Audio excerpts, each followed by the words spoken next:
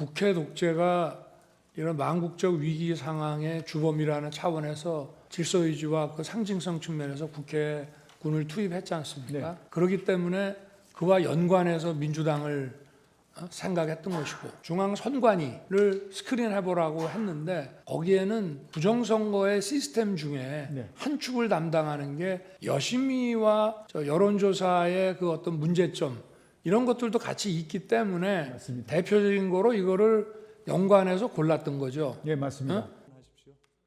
주시면은 제가 그냥 잠깐 하겠습니다.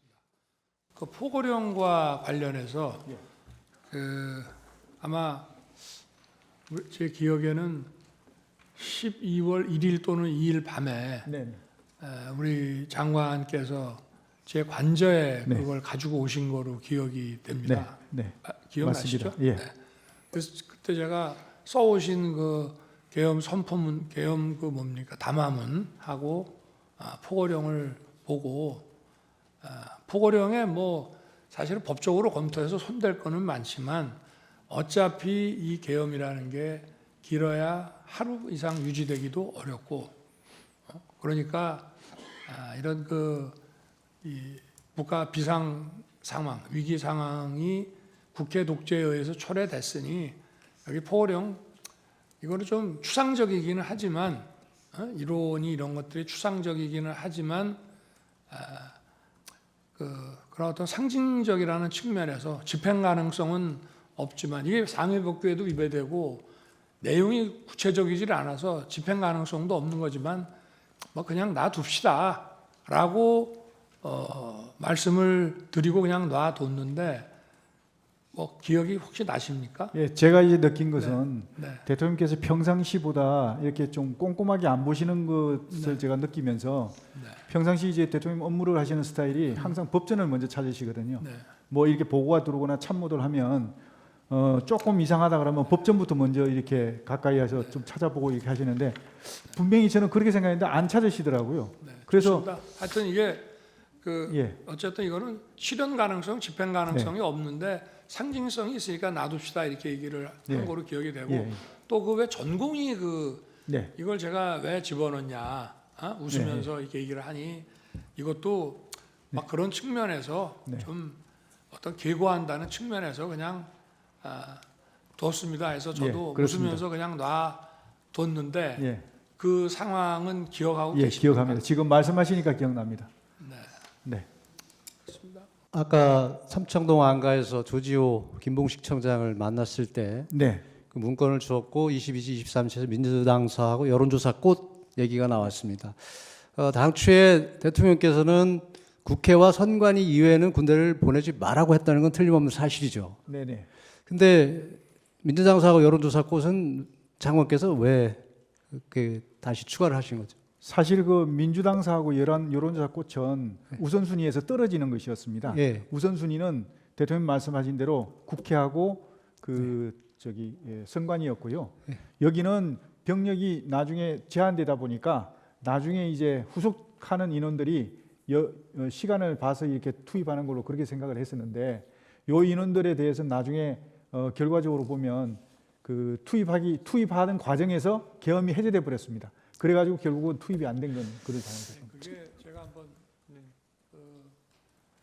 지금 이제 국회 독재가 이런 망국적 위기 상황의 주범이라는 차원에서 질서 유지와 그 상징성 측면에서 국회군을 투입했지 않습니까? 네. 그렇기 때문에 그와 연관해서 민주당을 생각했던 것이고, 예, 그렇습니다. 그리고 여론조사 중앙 선관위를 스크린해보라고 했는데 거기에는 이 부정선거의 시스템 중에 네. 한 축을 담당하는 게 여심위와 여론조사의 그 어떤 문제점 이런 것들도 같이 있기 때문에 맞습니다. 대표적인 거로 이거를 연관해서 골랐던 거죠. 예, 맞습니다. 근데 그 계엄 선포한 날 저녁에 그 얘기를 저한테 해서 제가 절대 하지 마라. 민주당에 보낼 거면 국민의힘도 보내야 되고 그건 안 된다 하고 꽃도 제가 자른 거 그 얘기 들으셨습니까? 나중에 네, 여론조사 예, 꽃하고 여기 예. 들여보내면 안 된다. 예. 나중에 지시하신 것을 네. 들었습니다. 저 청구인 측에 5번 제제제 저 반대 신문 기해드리겠습니다. 네, 감사합니다. 36호증에 36번의 가항입니다. 증인 문상호한테 그리고 노상호도 마찬가지죠. 여인영 성관이 출동 지시 하신 적이 있죠. 예, 그렇습니다. 예. 다항으로 넘어가겠습니다. 갑 15호증의 1 증인 기소에 관한 검찰 보도자료 10쪽 제시하겠습니다. 여기 보면 노상원, 문상호, 여인정 등이 성관이 서버를 확보하고 직원들을 체포할 계획을 세우고 이런 장비들을 준비해서 출동을 합니다. 이렇게 구체적인 내용까지는 증인이 지시하신 건 아니겠죠? 이런 것까지 장관이 네, 관여할 사안은 아닌 것 알겠습니다. 같습니다. 아까 체포 명단에 보면 체포 명단 아니라고 하시니까 하여튼 그 명단에 보면 포고령 위반 우려가 있는 사람들 김명수 전 대법원장하고 권순일 전 대법관이 포함되어 있어요. 이거는 증인이 지목해 주신 겁니까? 아니면 여인영이 자기가 적은? 거기 이제 그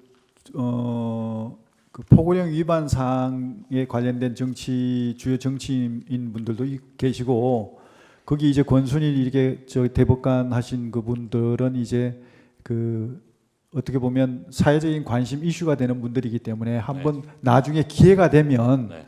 확인을 해볼 필요가 있겠다. 팩트를 한번 확인해 볼 네, 필요가 네, 있다. 네. 그런 알겠습니다. 차원에서 들어간 것이지 그분을 무슨 뭐 어떻게 해가지고 하겠다 이런 뜻이 아니었습니다. 네, 알겠습니다. 아까 포고령에 대해서 피청구인도 그렇게 취지로 묻으셨고 증인도 동의를 하신 것 같은데 포고령이 집행 가능성이 없고 뭐 실효성이 없는 것으로 생각했다 이런 취지신 거죠? 예?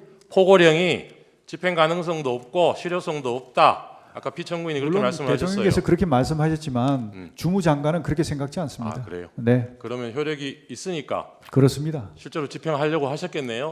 당연히 그렇게 하는 게 예. 맞다고 생각합니다. 네, 그래서 그 뒤에 나중에 이재명 대표 뭐 몇 사람을 포고령 위반으로 고발도 하셨죠. 그런 적 없습니다. 이재명 없습니까? 대표로요? 제가? 네. 예, 제가요? 언론의 보도는 그렇게 되어 있습니다. 저는 본인이 하신 게 아닙니까? 예, 그건 알겠습니다. 저기 마지막으로 이 비상계엄에 실패한 가장 큰 이유가 뭐라고 생각하십니까? 예? 이 비상계엄에 실패한 가장 큰 이유가 뭐라고 생각하세요? 비상계엄을 실패했다. 저는 뭐 실패 성공이라고 생각지는 않습니다. 왜냐하면 애당초 이렇게 대통령께서 아까 말씀 계셨지만 이게 뭐 오래 할 것은 아니라는 생각을 가지고 계셨고 실제로 인식 자체가 그